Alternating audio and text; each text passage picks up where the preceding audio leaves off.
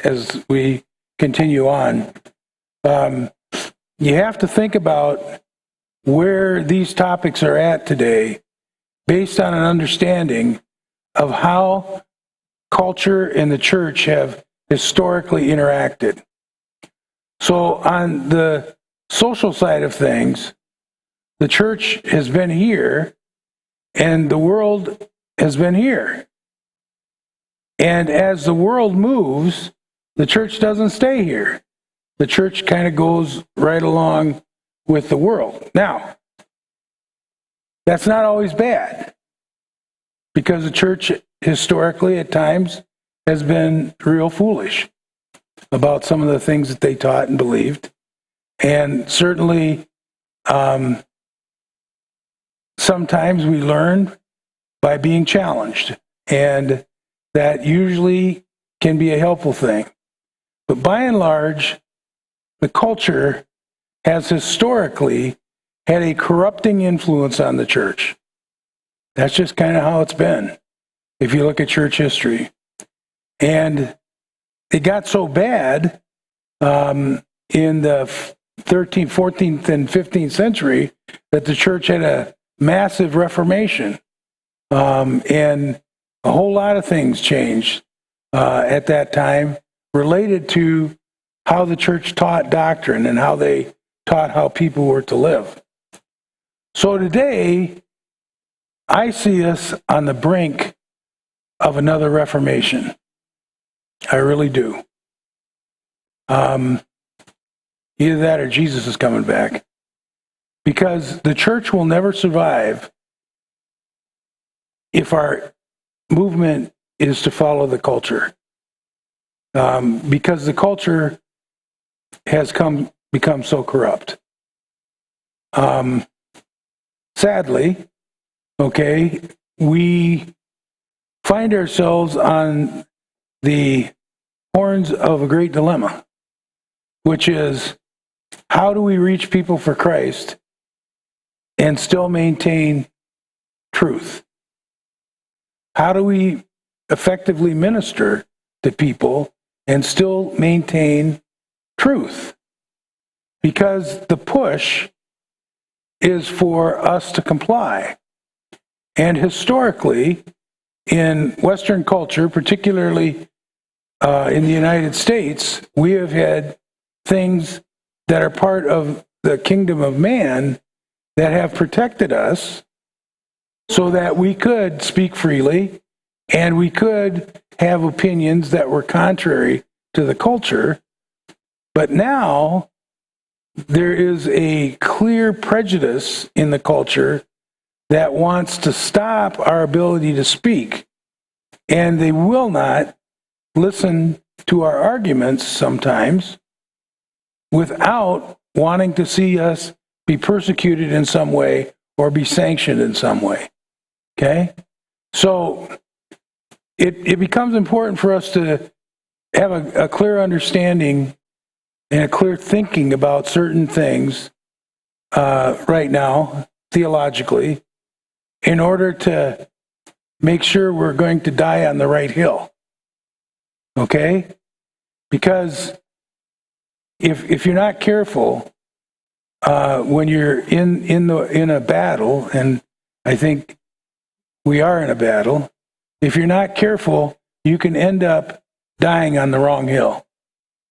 You got to make sure that if you're going to fight, you're fighting for something that you should be fighting for, not for some other emotional or other reason.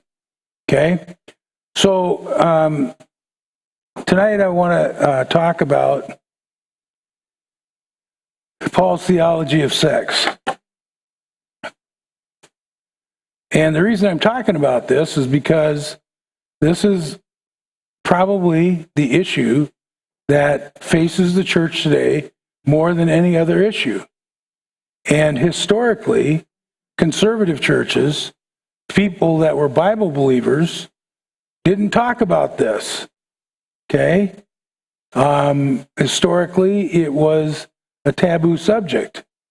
All right? And that obviously, unless you grew up in a home where you were taught about sex and sexuality that oftentimes provided information to you or to anyone that was inaccurate and that probably caused more harm than good. The other reason that this becomes a big deal, anybody who works in social services or mental health understands the fact that sex has been misused to hurt lots and lots of people, particularly children. And I wish I could say that never happens in a church, that never happens in our midst, but sadly and truthfully, it does. And so it's important for us to be able to talk about sexuality and have boundaries about sexuality that are biblical in nature and that not only tell the world what we believe, but make sure that we are complying with what we believe. Okay? So, one of the things, and I was going to ask you about this before, Jordan. Maybe one of you other bright people know. Okay? There are two ways in which you learn about a medical condition. Okay? One way is by studying the human body, and from studying the human body, you learn how it's supposed to work, so that when it's not working, you have an idea what the problem is. Okay? The other way is to study disease and say, what changed that caused somebody to have this particular disease? Okay? The problem when you go at it from a disease model, you are making an assumption that there is only one way that a person could have developed this disease. And when you come at it the other way, you recognize that there may be multiple ways in which a person could come at this particular disease. Okay? It's a difference between understanding the system and making connections that way to understanding pathology and trying to make connections that way. Okay? So, unfortunately, when we come to Paul's best expose, in my view, about sex, he writes it to the church at Corinth. Okay? And so he's writing to a church with disease. Okay? He is really looking at and trying to address the problems, the sexual problems that were occurring in the church at Corinth. So I want to acknowledge that and use the material, but I want us to remember that even though Paul is critical of certain things, he might be being critical because it's a problem in that church. And in a church where it isn't a problem, it might not be a problem. Okay? In fact, he might not say the same thing. So you have to take into consideration where Corinth was, the kind of place it was. Okay? So I'll talk a little bit more about that in a minute. Otherwise, we will never get through this.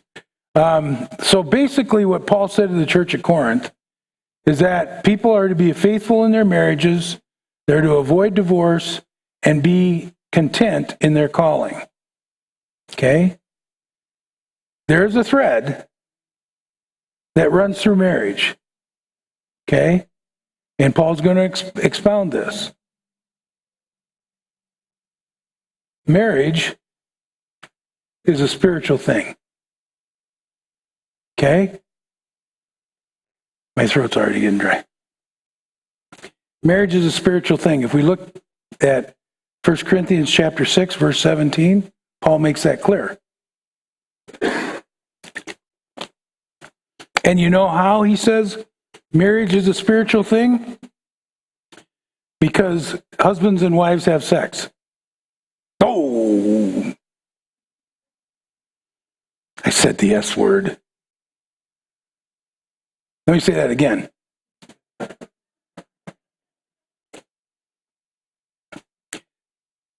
Marriage is spiritual because God created sex. Now, that's not me saying that. That's the Apostle Paul saying that. Okay? Because sex is an example of the relationship between Christ and his church. Okay? That is, the intimacy that is involved in sexuality is reflected in our relationship, our marital relationship, in its most intimate sense by our sexual activity with one another. That's a big deal. And, we could take the time to look at 1 Corinthians 6 and see how that is, but that's why, Paul, again, using that pathology model, see what was happening in Corinth, is you had people, and this was not uncommon for Jews at the time, people who argued that any kind of sexual contact was totally wrong. Okay? They were people that were referred to as Essenes. All right? They had kind of a Neoplatonist, or at the time, Platonist idea that the body was bad. Therefore, if the body's bad, anything you do with the body is bad. Okay? But the topic of 1 Corinthians 6 is really about another group. And that group believed that in the Old Testament, you could have sex with women other than your wife as long as they weren't another man's wife. And Paul uses the term virgin. That doesn't necessarily mean that they had never had sex before, but what it meant was that they were not connected to a man. Okay? So there were Jews in Corinth who believed that, and that was part of the culture. Okay? And ancillary to that was that there were people who were Jews at the time who believed it was also acceptable and actually preferred to have sex with prostitutes. Okay? Now, Paul said the problem with that is not the physical aspect, it's what it symbolizes. It takes the spiritual part of sexual intimacy and bastardizes it. It makes it something other than what God intended it to be. So when you see sexual relations between husbands and wives as a spiritual thing, as something that allows us to understand the closeness of the Trinity, to understand the closeness of Christ and his church, that puts a whole different spin on it, doesn't it, so to speak? All right, so Paul's theology of sex is really wrapped up in the idea that marriage is where that happens, and that's the reason. Okay? Marriage is where that happens, and that's the reason. Now,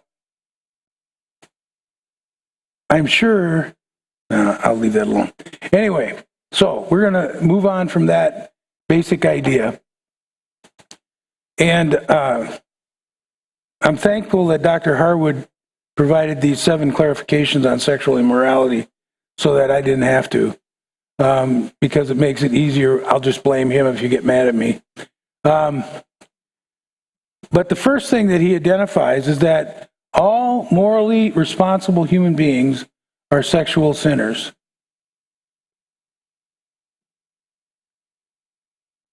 Say what? What are you saying? What are you accusing me of? I'm accusing you of being human. That's what I'm accusing you of. Any Christian who judges another group to condemn their sexual behavior should remember that the same Bible that indicts people for homosexual behavior also indicts people for all heterosexual behaviors outside of marriage.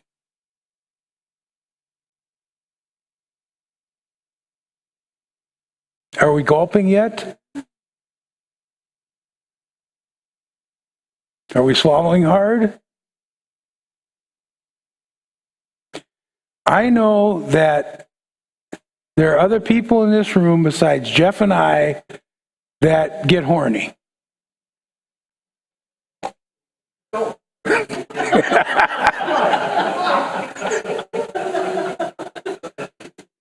In fact, one of the great challenges of being a member of Grace Connection is that we have some incredibly attractive older ladies.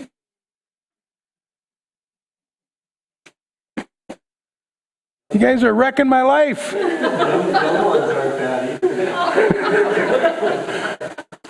Well, I always tell people this, I have 3 daughters. My oldest daughter is 50 years old. So it's very difficult for me to see a woman under the age of 50 as attractive because it's my daughter. You know what I'm saying? That just doesn't capiche with me. But Randy, obviously, he has no boundaries.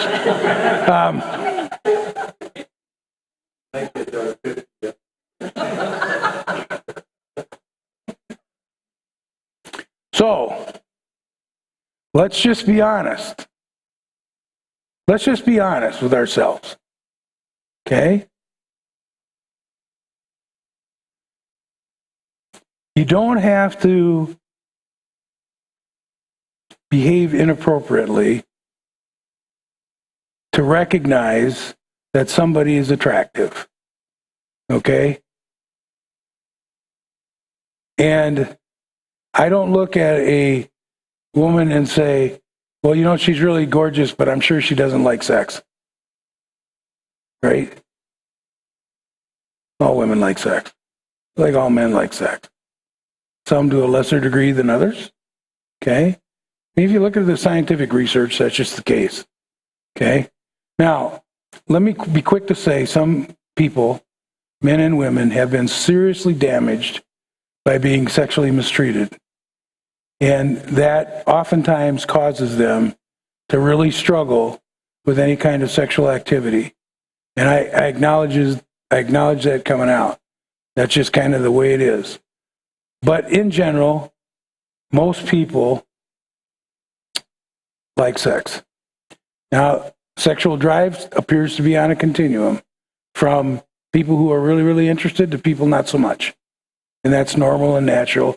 Probably a normal distribution, bell curve distribution, okay? But the bottom line is we were created as sexual beings. And I'll get to in a minute here, the natural law related to that. But unfortunately, because we are also individuals that are not only human, but prone to wander, Lord, I feel it, that we oftentimes think things, feel things, maybe even act in ways that are wrong and inappropriate. And I don't think, maybe Mrs. Kibbe wasn't like that. She was a lady in the church that we went to. I don't think she ever sinned, but there probably are people we think, oh man, that would never be the case of them. Okay, but I think the abundance of evidence would suggest we're all morally responsible for our behavior, and as moral humans, we have a tendency to sin. All right. Secondly, it's important to distinguish between sexual sins and sexual crimes. Now, this, again, kind of goes back to this thing, right? So, this is a quote right out of Harwood. Within 50 years, sex acts between people of the same sex shifted in the United States from being regarded as criminal acts in some states to decriminalized and then legalized within same-sex unions. Okay? It's where the culture is going. The question is, should the church be going that direction as well? You get what I'm saying? There's only one way you're going to know that, in my view. The only way you're going to know that is by having good theology. Know why it is you believe whatever it is you believe.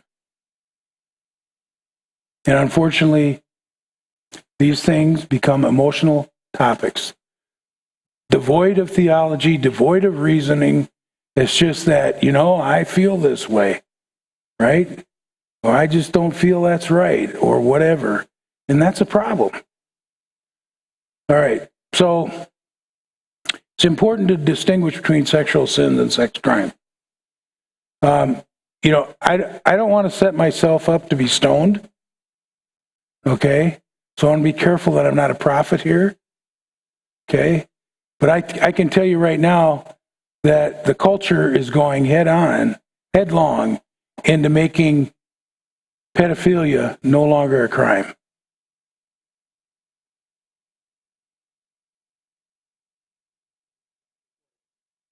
What's that? Yeah, exactly. Right. Exactly. Thank you so much, Jesse. The language gets used that suggests people are not what they really are. Okay? Back in the 90s, probably about 93, I can't remember for sure. The American Psychological Association published a review article in one of their very prestigious journals. And the crux of that review article was to look at, try to measure harm that had occurred or would occur between adult men and minor children being sexually involved with each other. And after the data analysis was done, it came out that the majority of young boys who were sexually involved with adult men had no complaints about the experience. And so the argument of the article was, so see, there's no problem here. Maybe for some, but you can't make a rule that's just for some when not everybody has that problem. Okay? If you look at the statistics, 1 in 4 women have been sexually mistreated as girls and adolescents. Okay? And yet you don't see that rate follow through with the number of women that have presentable mental health problems. It's much less than that. Okay? So the reasoning goes, well, if it doesn't hurt everybody, it must be okay, right? At least okay for some, right? You know what I say to that? Bullshit. Bullshit. So if somebody does a criminal act and the consequences aren't horrible, in other words, I attempt to kill somebody, but they don't actually die, does that make it okay for me to attempt to kill people? Absolutely not. The logic in that is bizarre. Because anybody that has ever studied in the field of psychology knows that children are not miniature adults. They do not have the capacity to make decisions the way adults make decisions. And you cannot place a child in a situation like that and expect them to make an informed choice. So it's bizarre from the beginning, okay? Good news is they retracted the article, because back in the 90s, that was still an anathema, but it was the first shot over the bow, okay, in the mental health community to say, we've got to look at this thing of sex between adults and children. Maybe it's not as big a deal as we thought, okay? I guarantee you that's the next thing coming down the pike. The next thing is coming down the pike is going to be, don't be calling him a pedophile. He's a minor, what is it they call him? Minor attracted person. Yeah. Okay? That's where it starts. I probably sound like a Southern Baptist preacher right now. Okay? But that's okay. Jeff is not going to kick me out. All right. So it's important to recognize that this shift can go from something being a crime to something being acceptable. Okay? And for us as Christians, we need to know theologically how to understand what's going on and what our response should be based on what we understand our faith to be. Okay? All right. So, you probably see the Baptist distinctives before, and one of the things that is part of the Baptist distinctives is something called individual soul liberty. And it is a distinctive because you have to understand the history of the Baptist movement, okay? So let me be a little historical with you here for a second and make you understand how this is relevant, okay? The Baptist Church, as we know it in America, came out of England, okay? You might remember from history that King Henry VIII did not agree that the Pope could tell him he couldn't divorce his wife. So he decided to split with the Catholic Church and start his own church in England, which is called the Church of England or the Anglican Church or sometimes the Episcopal Church. Okay? And guess who was the head of the church? Good old King Henry. And so there was a bringing together of church and state. So you could go to jail if you violated some church teaching, or they thought you did, okay? You could go to jail because the government was basically together or part of the church. The Baptist movement, in part, rejected that. Rejected the idea that human government should have anything to say over the church. In fact, the Baptist movement rejected the whole idea of hierarchy, okay? That the church was a basic democratic institution. If you want to buy a Ruger, Bud's Gun Shop's got a great deal. Let me shut that off. All right. So, so what ended up happening is that people who embraced the Baptist idea, which comes from the idea that you don't baptize babies, you baptize believing adults. Okay? That's where the name came from. But they rejected this whole idea of a connection between government run by pagan people and church run by godly people. Okay? So you probably heard of a guy by the name of Roger Williams.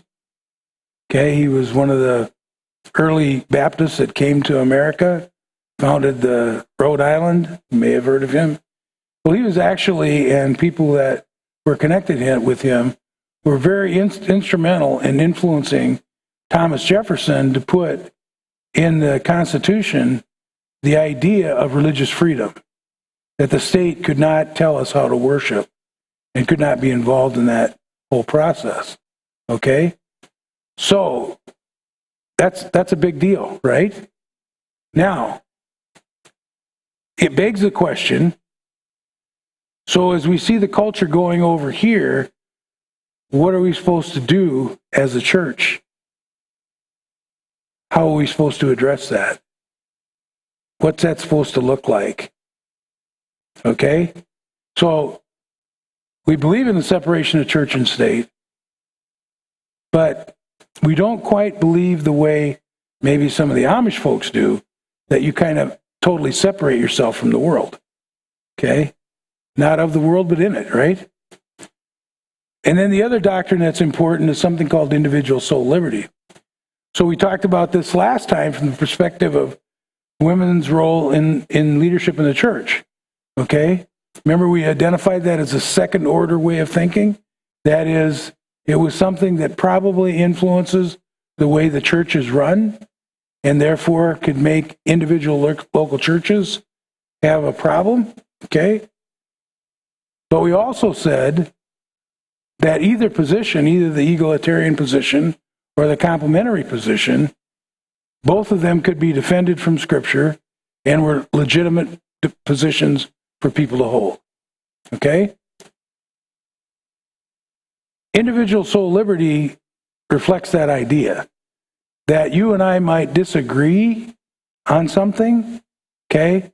But both of our positions can be defended, and even though it might affect our ability to work together because we had a difference of opinion, okay, we didn't have to comply. We didn't have to change our belief. We could continue to hold on to our belief if we believed that came from God, okay? So this gets to be a problem too because, or can be potentially, because you have to ask the question, what happens if someone who comes to the church who has a very different lifestyle expectation than we do, or the majority of the people in the church, okay? Now, one of my old, well, anyway, there is a saying. You ever hear the saying that somebody sucked it out of their thumb? No, that's a new one for you? Okay. Well, it has, the connotation is that somebody believed something that they had no reasonable proof for, but emotionally it felt good to believe what they believed. That's the sucking the thumb part. Okay? So, one of the challenges becomes, I can tell you, just in my cursory look at things in the last couple of weeks, lots and lots of Christians are writing about sexuality, particularly gay marriage, and the church's role in gay marriage. A lot of people are writing about transgenderism and the church's role in transgenderism. In other words, what do we believe, okay, about sex outside of marriage? And marriage, of course, defined as one man and one woman, okay? So what do we believe about that? And why do we believe what we believe about that, okay? And there are a lot of people from even well-known evangelical institutions that are making a strong argument that same-sex marriage is acceptable in the Bible. That the Bible does not prohibit. Of course, they qualify it with certain things, but that same-sex marriage is okay based on their read of the Bible, which is their study of the Bible. So you think theology is important? You better believe it is, because there are people out there who are not stupid, who are making arguments based on how they read things. And unless we have thought our position through, whatever that position is, we are going to find ourselves outnumbered. Okay? Very clearly. So, these are individual soul liberty. I want you to be able to believe what you believe. Okay? Even if you don't believe in the pre-tribulational rapture, I'm going to love you anyway. That's individual liberty, right? You can be sincerely wrong. It's okay. And the Apostle Paul, what happened to the Apostle Paul at the end of the book of Acts? You remember, he went back to Jerusalem. Remember, he was on his missionary journey, third missionary journey. He comes back to Jerusalem for what purpose? Remember, he'd taken a collection for the poor saints in Jerusalem. He felt it was mandatory for him to go back, even though all the Christians in Asia Minor and in Greece were telling him, don't do it, don't do it. They're waiting for you, okay? But he felt he had to go back. And so what happened? They went after him, you know. They used every legal, political means they could to get him, okay? The idea was, get the Apostle Paul, okay? And they got him, and he went before Felix and then Festus, not the guy on Gunsmoke. This was a different guy. And ended up in front of Agrippa, and because he was a citizen, he appealed to Rome. He said, you cannot do this to me because I am a Roman citizen. And so he appealed to Caesar. Well, Paul's an example, I think, of Christian citizenship. Okay? if we are given rights, if we are given voices, if we are given votes as Christians, we should participate in the political process. Okay? So I don't think we should just say, well, the world's going to hell and that's just the way it is. Okay? We ought to do what we can as our God-given responsibilities and rights to participate in the political system that way. All right. But we still believe in separation of church and state. In other words, I'm not going to sit up here and preach to you why you should be a whatever. Okay.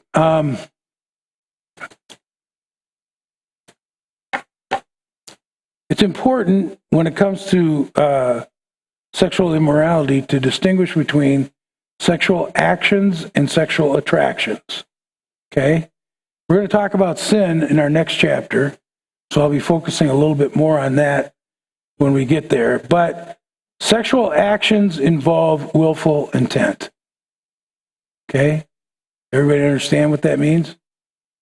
That I don't necessarily have to become sexually engaged with somebody to have willful intent to try to do so. You know what we call that? We call that flirting. Okay? That's not okay. Always has to be boundaries. Okay? And I know from my first point today, none of you have ever flirted with anybody, but I know that Jeff has.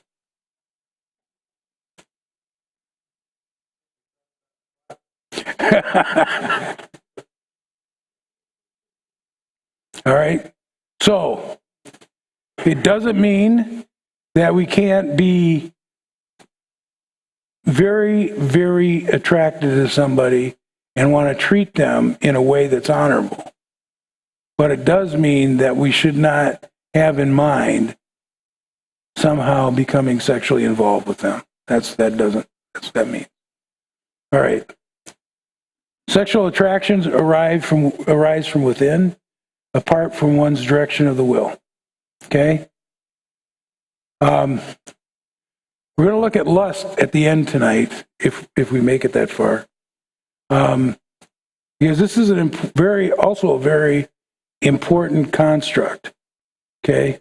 You know, there's the old joke, just because I'm on a diet, doesn't mean I can't look at the menu. You ever heard that joke? Maybe only guys tell that joke. I don't know. Yeah, we're disgusting things, men. Yuck. Okay? But the idea is, okay, that it is not sinful and it is not wrong to appreciate the sexual attractiveness of another human being. In fact, it's honorable, in my view. You recognize that God has made them a beautiful creature, or a handsome creature, as the case may be. Despite the culture's engagement to act sexually in a way that seems natural or feels good, this is the wrong measure for the behavior. Okay? And this is a general problem in the culture we live in today. Everybody does stuff because they feel it's good, or they feel it's right, or they feel it's natural. How can you criticize my feelings? What kind of a person are you, right? Well, feelings are not thinking, okay? Feelings are not reasoning. And a fundamental aspect of being a Christian is to be able to think and reason. That's why we do theology. Okay. What did I do wrong?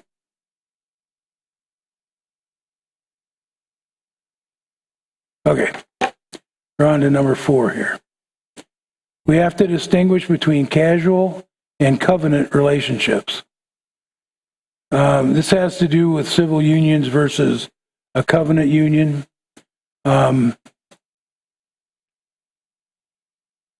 Some people make the argument that a covenant union is something that occurs exclusively within the context of a faith commitment or a faith family, and that civil unions are similar to those. Next week, if things go according to Hoyle here, I'm going to talk about marriage, and I'll flesh that out a little bit more. But our marriage relationships as Christians are covenant unions. Okay? In other words, they are before God. This is not between myself and my wife. This is about something that's between God and me, and God and her. Okay? And that is what becomes the spiritual dynamic of the relationship going forward. That doesn't mean if you have a justice of the peace marry you that it's not valid or right or morally okay. What it means is you are making a commitment before God, a covenant before God, that this person is going to be your husband or your wife. Okay. The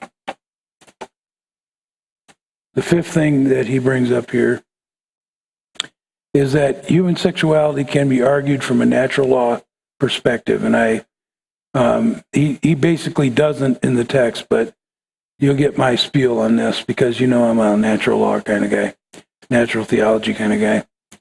So basically, foundation, structure, and function are all found in what I would call human sexuality, okay? What I mean by foundation is that there is a design, okay? And that design is found in Genesis.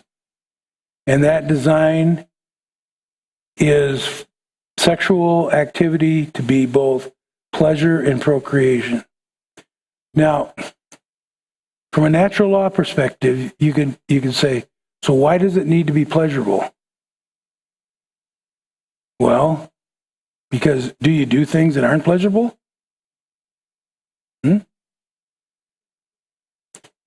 How many babies would be made if sex wasn't pleasurable? I would suggest to you that it would be very different. Okay?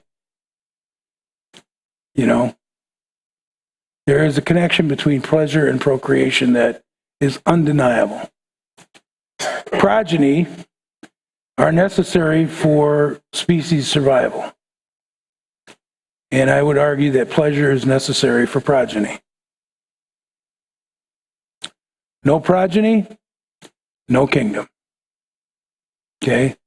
The logical understanding of God's creative act and the reason he created human sexuality is so that we could understand what intimacy was like, because he made us in his image.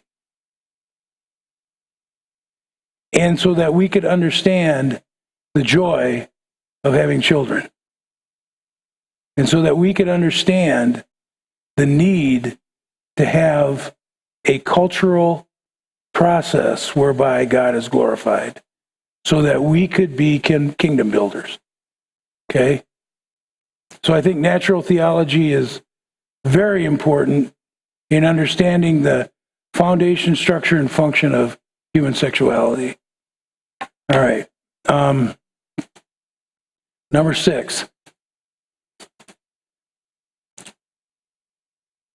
Harwood says we need to distinguish between loving and affirming people from agreeing with and affirming their views. So here's the question. Put your thinking caps on and tell me the answer, okay?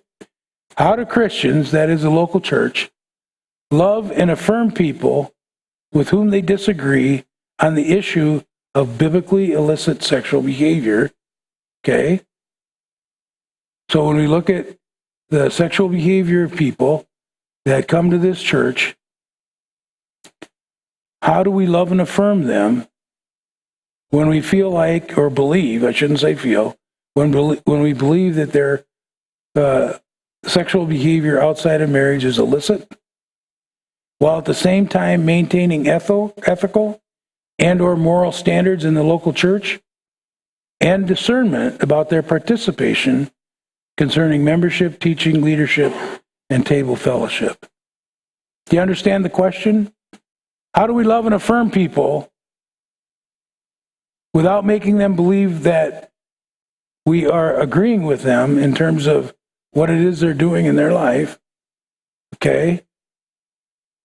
And how do we then involve them in the participation of the local church? You got 15 seconds. Tell me the answer.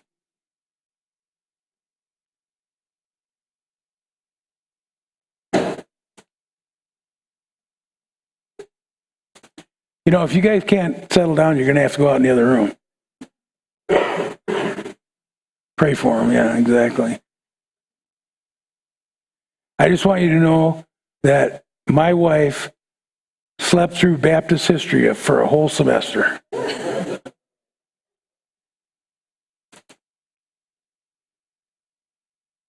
So what do you think? How do we do that?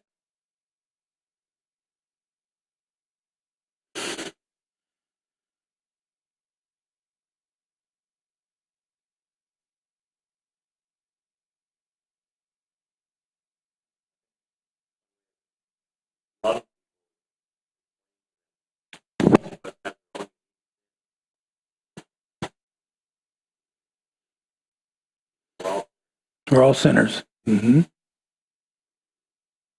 Yep.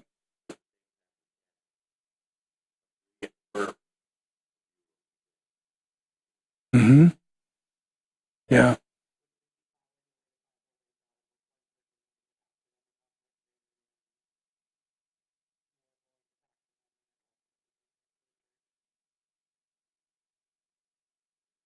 So you want to follow the Bible?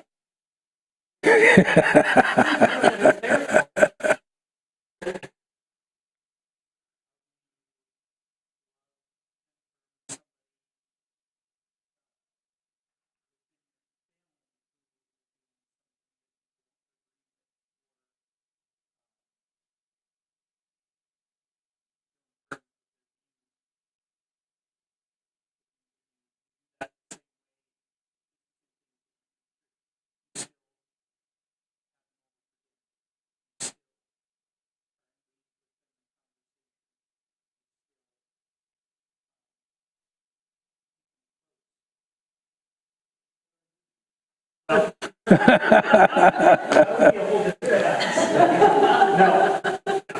just that make it something that people more but have relation where you have a relationship with somebody that you are already close to.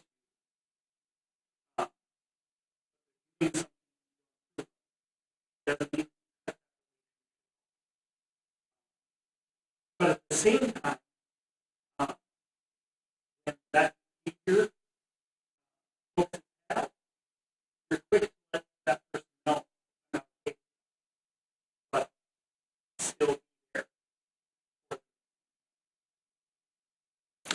So an underlying assumption of what you're saying, Jordan, and what Jesse is saying is that you are willing to communicate to the person that you see what they're doing as being wrong.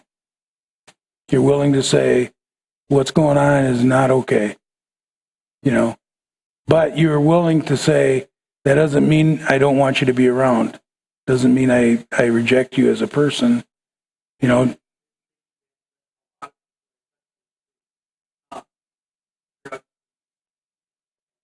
That's the only way that you're ever help somebody is not saying, I don't wrong, therefore I'm going to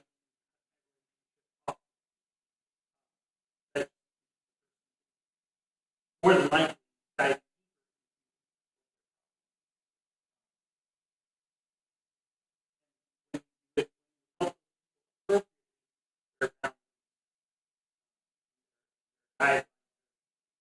their boundaries what is acceptable not will and won't do.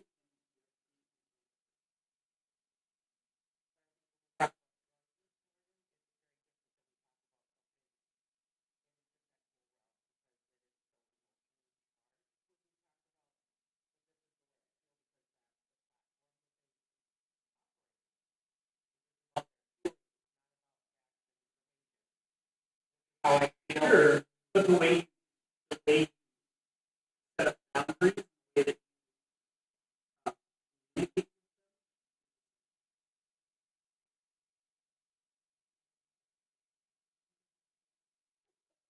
And that's okay. Eh? That's why we're talking about this. Because you know what? We're not going to come to a consensus. I think we can become principled, but I think it's hard for us to come to a consensus. And the reason for that is that all of us are touched by certain things, right? All of our lives have been touched by different things. And because our lives have been touched by different things, it tends to make us feel like we know how the other person feels. And we know how we would want to be treated, right? And that's part of the challenge, okay?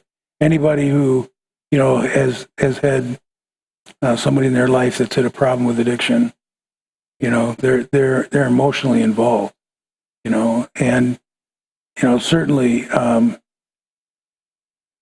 this is going to be real sensitive, and so I want to apologize to anybody who's offended by me tonight. Okay, I'm not trying to be offensive. Okay, but if we limit, or if we say the Bible teaches that sex only happens within the context of marriage, we say that, and we have somebody who's part of the fellowship who's living with another person outside the bounds of marriage, do we just not say anything? And again, this is where I can tell you for sure 30 years ago, somebody would have said something. Okay. But because in the culture, that's okay now. Okay. The church has become much less sensitive to that. Okay. And so I'm not standing up here trying to tell you to judge other people. Okay. But what I am trying to say is, if we believe certain things, how do we be good Christians in the way in which we treat people who behave differently than what we believe is right? Okay? And at what point, do we feel there's a need to say something or to do something? So is it a good example to the young people who attend our church to see young adults living together without marriage? Is that a good example? I'm not trying to condemn anybody here.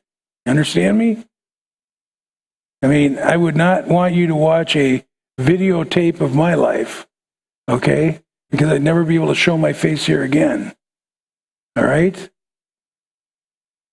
We all have warts, right? What I'm saying is, how do we keep the church from going like this?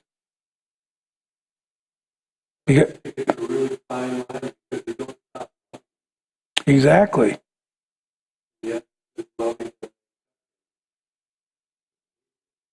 Yeah. What's that? I said love and accepting.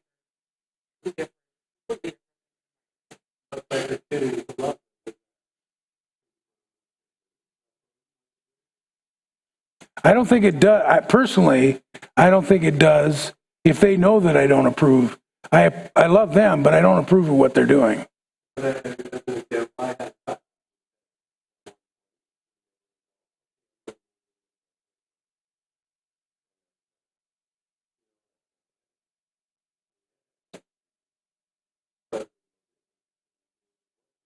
Mm-hmm.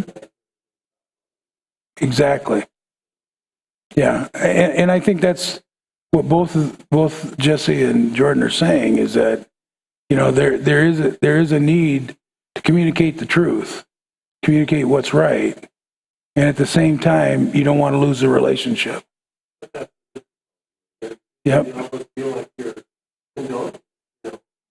Yeah. So how about this one? Let me just complicate it a little bit. Okay.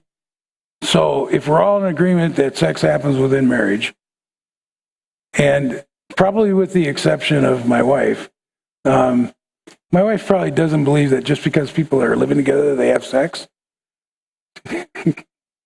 What?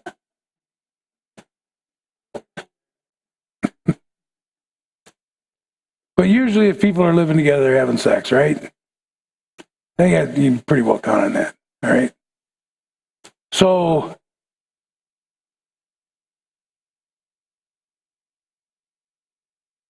they come home for Christmas,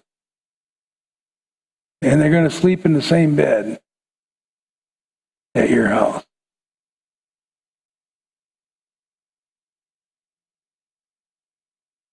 Tammy says no, and that was a pretty definite. My house. But I think it's okay to model behavior.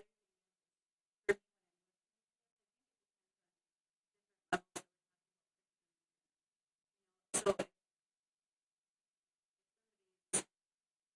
not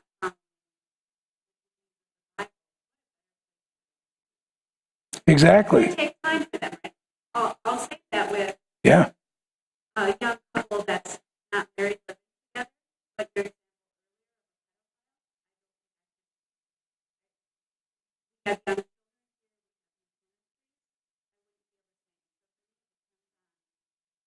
sort of that level.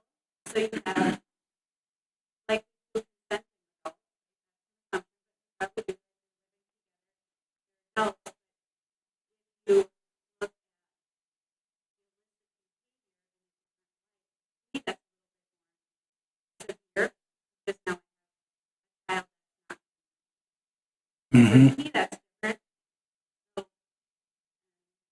So I can say yes, bring this person here so we can model behavior so that the right way. That's my thought, but if it were different, although I would try to be accepting, I don't know that I could say this is the right place for them. You know, I don't know that I'd be as welcoming. At some point,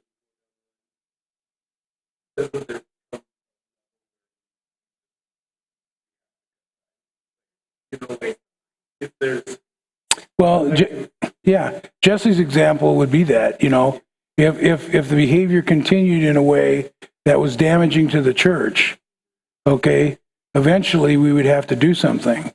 And we have done that here, unfortunately. Turned out good, okay, but we've done that here, where we said, we can't let people think in the community that this is okay. Okay. And your example, I think, Tammy, is the example of something that's criminal. Okay. And in my mind, as a Christian, I feel like I need to fight to have my voice heard that that's a criminal behavior, and that's very different than a sinful behavior. Okay. And so we would not want someone who was a drug dealer attending our church, a known drug dealer, right? We wouldn't want them selling drugs to our kids. And we wouldn't want a pedophile attending our church, okay? Now, let's say a drug dealer came to Christ and they really wanted to grow in Christ. Well, then in my view, that person would need to be discipled by an elder in the church so that there could be some sense of accountability to make sure that the church was not injured or harmed in some way, okay? So it's not that we throw people away, but I think it is that we try to exercise spiritual discernment. And we're always, the charge to elders is to protect the flock of God, okay? And protecting them doesn't mean that we tell them, where they have to be and what they have to do. But protecting them means that we look out for their spiritual welfare. And if we see something that's going to be damaging to their spiritual welfare, we aren't idle about that. We act on that. But you make a very good point. Okay? In my mind, there's a difference between people involved in criminal behavior, okay, versus people who are involved in sinful behavior.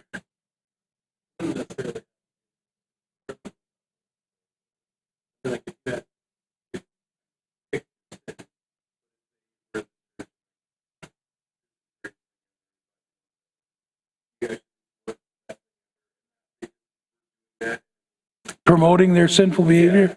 Yeah. That would be an example where Jesse's from Matthew 18 would come into play, is that they'd be needing to be confronted by that and said, that's not what we believe here. You can't continue to teach that here and still be a part of this church. Okay, that's where the 3 levels of, intervention would take place. Yeah, exactly.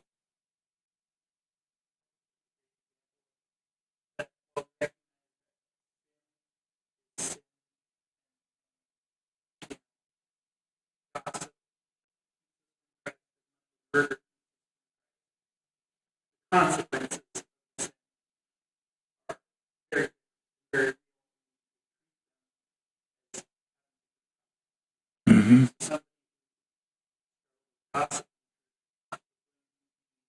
handled very differently,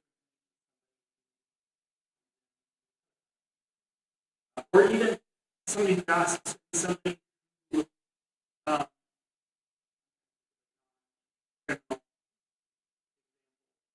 sin that may need consequence.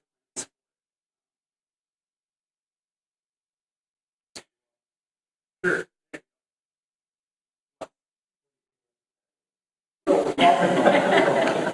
Right. So you're going to address those individuals struggle with somebody who gossip doesn't way or have the same boundary.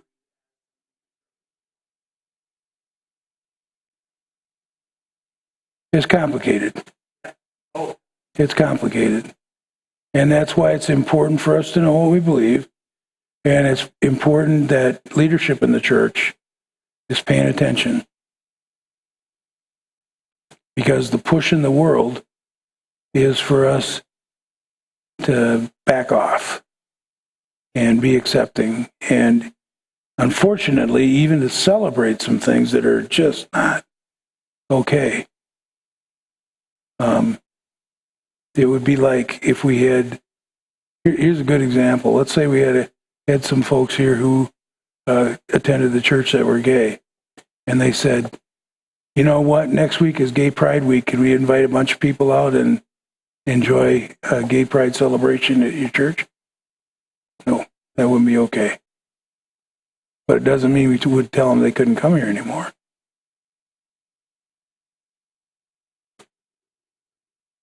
Pardon me?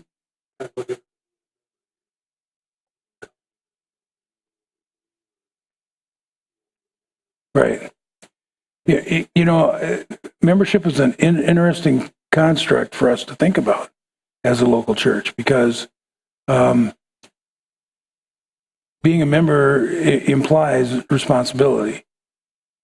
And so there is a sense in which we have to pay attention to people behaving irresponsibly as well. And again, it's not that we want to be known as a bunch of self-righteous individuals, but we want to be known for people that stand for decency and the truth.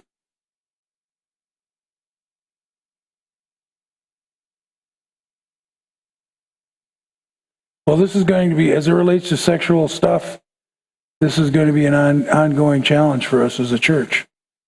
It's going to keep being a big deal.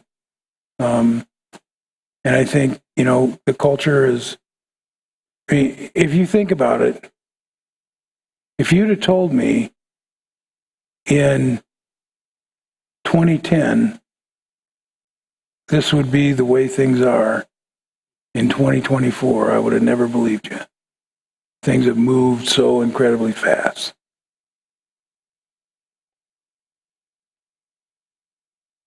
All right. Seventh thing that he says, and the last one, is to distinguish between God's law and civil law. He says this: in the case of homosexuality in marriage, the church need not tell the state or culture how to define marriage or structure marital unions.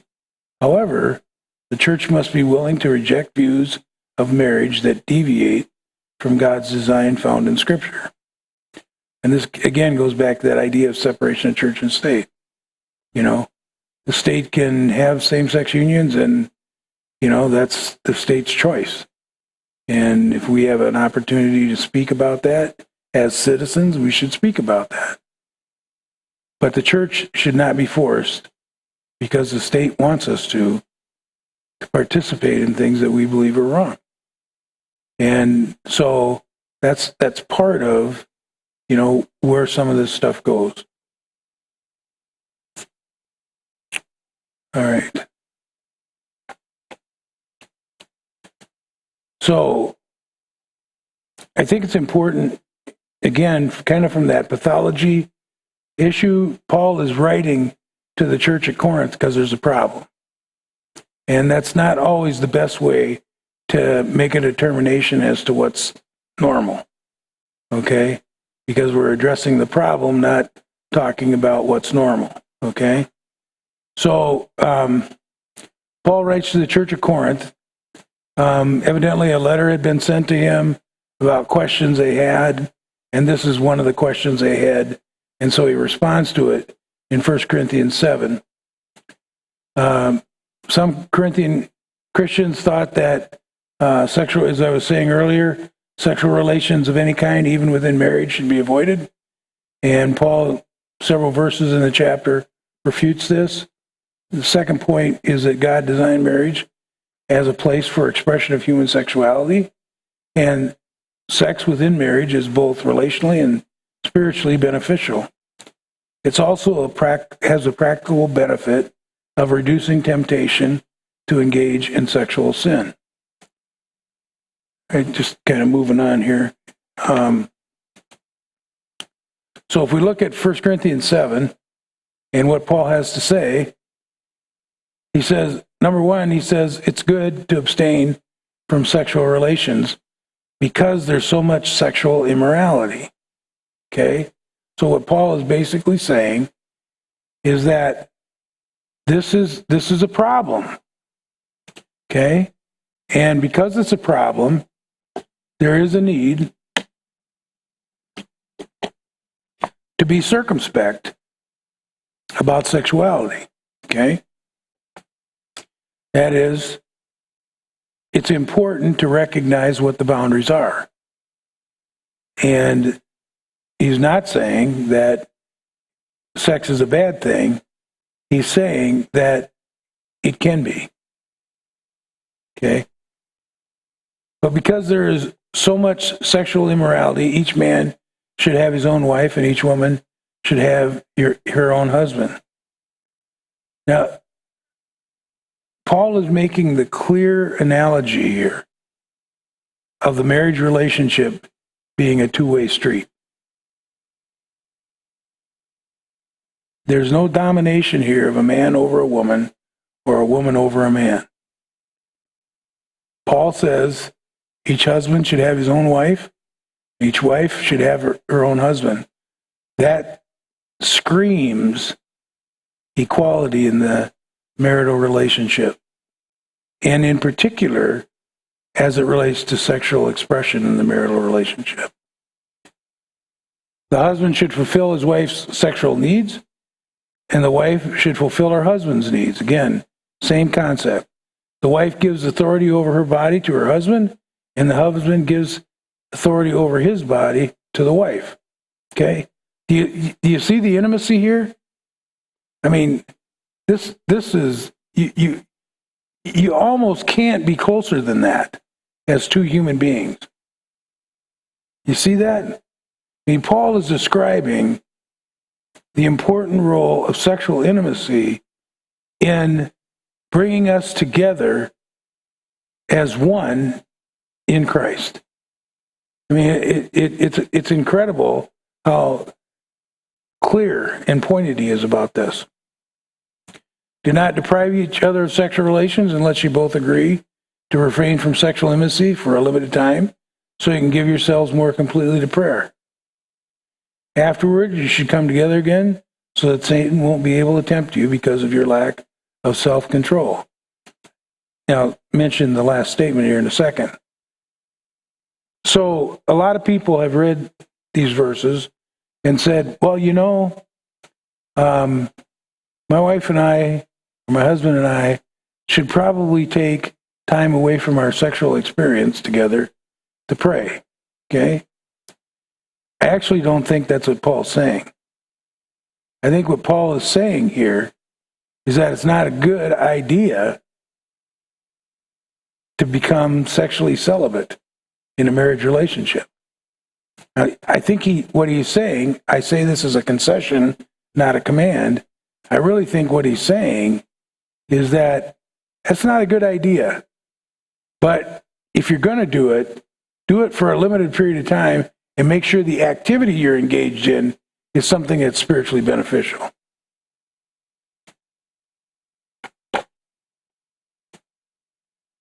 Marriage is a concession, not a command. In other words, I think Paul is trying to say, in addition to not coming together, but having a limited time away, he's saying that in the normal course of a marriage relationship, that you can't be told how to love another person. Okay? This becomes an important idea that it is free will. It is a choice. Okay? In the course of my career, I've had probably hundreds of people who come up to me and said, I'm going to get a divorce. And I'd say, well, why are you going to get a divorce? Because, well, I don't love him or her anymore. And I always tell them the same thing. That's not an option. It's not how God designed this.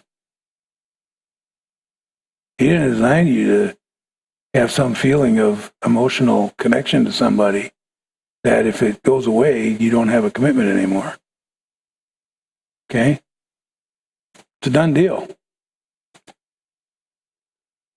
Entering a selfless marriage with another believer is godly defense against temptation and sexual immorality. I'm going to talk about burning here in just a little bit. He also says that believers are not required to marry, but they may. Marriage is an option for people who are single. All right.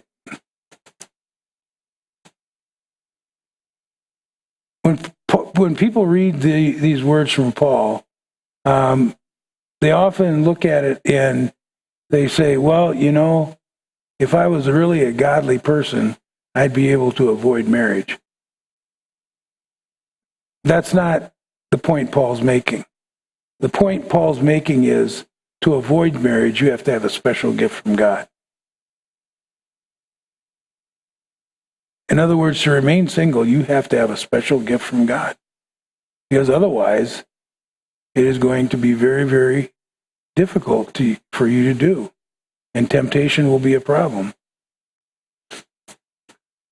So he says in verse 9, but if they can't control themselves, they should go ahead and marry.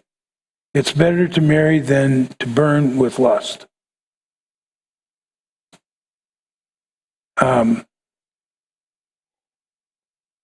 Burn with lust, in my mind, is a statement of how intense sexual drive is. I don't think there's any other drive in the human heart that is stronger than the drive to be sexually connected with another person. I mean, you are literally on fire in your soul with desire. Okay? So, I always tell young people, remember this. Sex is great, but you're playing with fire. And you can get burned. Okay? Because the intensity is so incredibly great. So,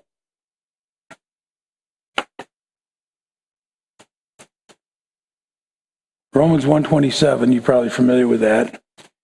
Men likewise gave up natural relations with women and were consumed with passion for one another, men committing shameless acts with men, receiving themselves the due penalty for their error. 1 Corinthians 7:9, as we just read, if they cannot exercise self-control, they should marry, for it is better to marry than to burn with passion. These are actually two different words.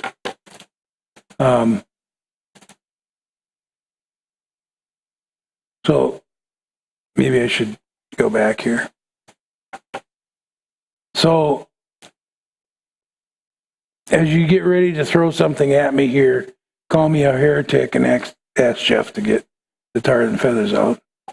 Let me tell you that I do not believe that lust in the Bible is always a bad thing.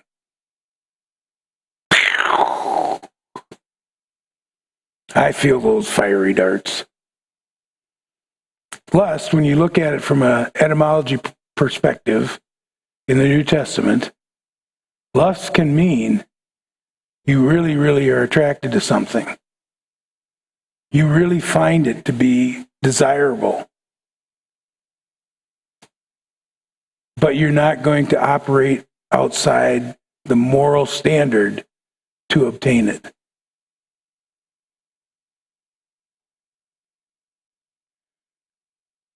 Don't ever let the fire go out. Don't ever let the fire go out. Finding the person you love as being incredibly and intensely attractive is a good thing. It's not a bad thing. And that is very, very powerful in the human heart. But objectification, lust that involves objectification, is sin. Okay? I don't know if you're familiar with that term or not, but basically when I look at something and it is the pleasure that it will bring me and my desire to have it overcomes my moral compass, that it's objectification. Okay? So if I look at a beautiful woman and all I see is her physical beauty and I care nothing about who she is as a person, that's lust. That is wrong and sinful. That is objectification. Okay? All right. So, getting back to Romans 1:27, the word there, often translated inflamed. There's been an argument, I was reading this, you'll probably see it if you ever get into this literature, talking about there's a difference between the word translated in Romans 1:27, inflamed, and the word translated in 1 Corinthians 7:9, burned. That inflamed has some particular negative connotation and burned as some particular positive connotation. Well, the challenge is the Greek word that's used, translated in 1 Corinthians 7:9 as burned with lust or passion, is only used 6 times in the New Testament. And the other verses are related more to things that occur like in the book of Revelation or those kind of things. So it's hard to say from the New Testament study of the word if it's either good or bad, okay? We just know it's consuming. The other word that often is translated inflamed, that's used in Romans 1:27, also has very limited use in the New Testament, okay? So a lot of times what New Testament scholars do, when a word is not used a lot, and so it's hard to determine if there is a specific meaning to that word that one should pay attention to, okay? So if somebody says that person is hot, okay, does that mean they are sweating? Or does that mean they are attractive? Okay? So the word has to be contextualized, has to be used in context. So what you do in study is you look at the same Greek words used more broadly in other literature from that time period. And if you do that, you find a lot of use of both of these words. And what you find is that they are typically used as synonyms. Typically kind of mean the same thing. and are just contextually used. So it probably doesn't mean anything different between talking about men with men and talking about marriage. It probably is not trying to communicate anything different there, except by the context. By the context, it's talking about one form of inflaming, and the other context is talking about another form. Okay? So there's probably no distinct difference there. But what it does tell us is that there is an intense connection between sexual drive and the human heart. It is not a small thing. It is a big thing. Okay? So, I won't ask for a raise of hands, but I would suspect that there are people in this room that have gotten pregnant and you didn't mean to. Married or unmarried, right? That happens, doesn't it? Okay? Why does that happen? Because sex drive is really, really powerful. Really, really powerful. And even when somebody says to themselves, I could get pregnant here, the intensity of the desire, man or woman, okay, is so great that reason goes out the window. Okay? That's why I think it's important for us to recognize we're walking around as couples carrying a nuclear warhead. Okay? And if you know how to use it, it's fantastic. But if you don't, it can blow you up. It can destroy your life. Okay? All right.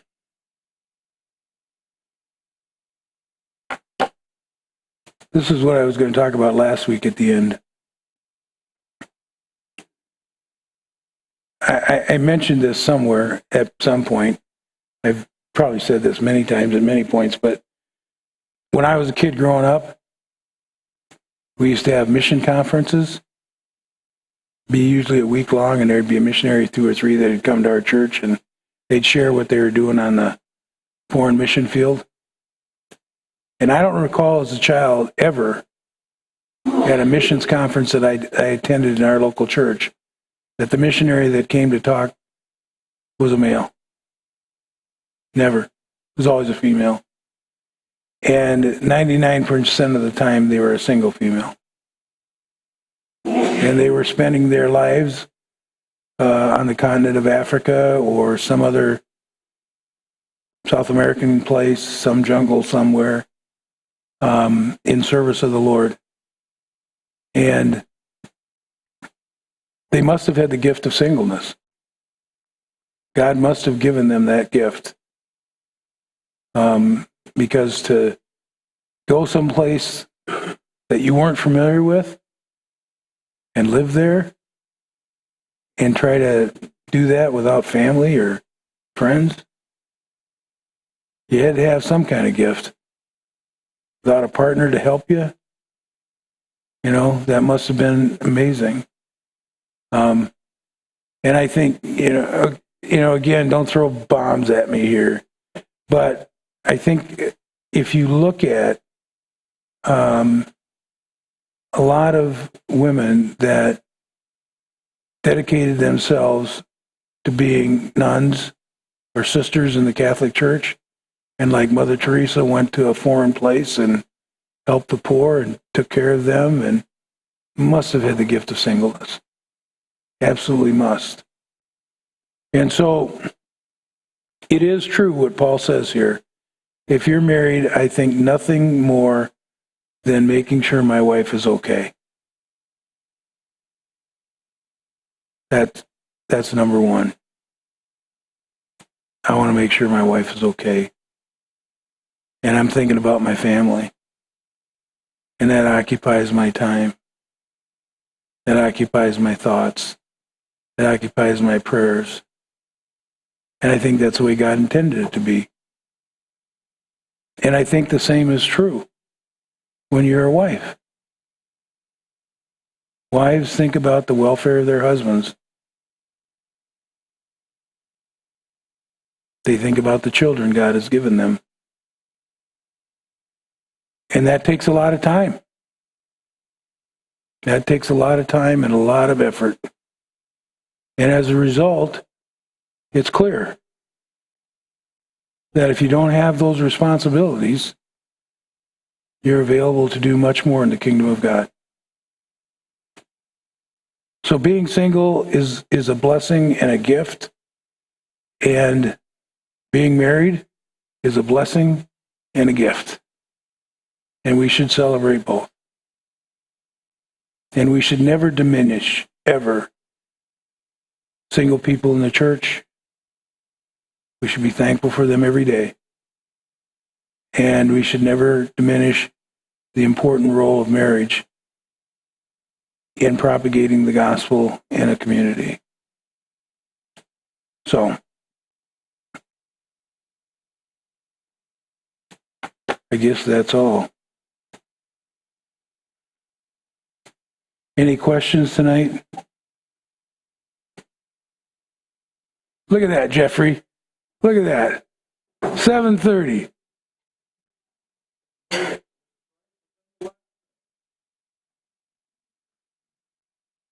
Any thoughts or questions? Do you think less of me? I don't want you to think less of me. My wife is always so concerned that everybody feel okay. Don't hurt people. I don't intend to. But sometimes I inadvertently do. A lot to think about, brothers and sisters. All right. Next week, we're going to talk about specifically about marriage, and we're going to talk about the traditional view and the casual view, and then we're going to talk about divorce. And Randy's going to be our lab rat. We're going to bring him up and have him talk about his divorce. But again, it's not my intention to make anybody feel bad or think less of themselves or think that anybody thinks less of them. One of the things I'll just tell you this in passing. One of the things that I'm most grateful for in my spiritual journey is that about 20 years ago, God told me that He made me who I am.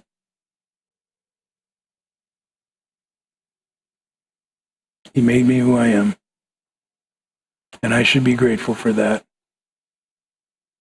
Strengths and weaknesses and all. He made it clear to me that He superintends the events of my life. So all my screw-ups He knew about before I even screwed up. And He loved me anyway. The crazy thing is that God has used my screw-ups to advance His kingdom. That's the crazy thing. Should have never happened, right? It's only when you do the right thing that God uses the events of our lives to advance His kingdom. It just seems like He uses screwed up people who do screwed up things because He enjoys it, I guess, because He gets the most glory from it. All right, let's pray. Lord, thanks for the opportunity tonight. Pray, Lord, that people would travel home safely tonight and that you bring them back to celebrate on Sunday again, and ask that you bless them for putting in the time and effort to be here tonight. In Jesus' name, amen.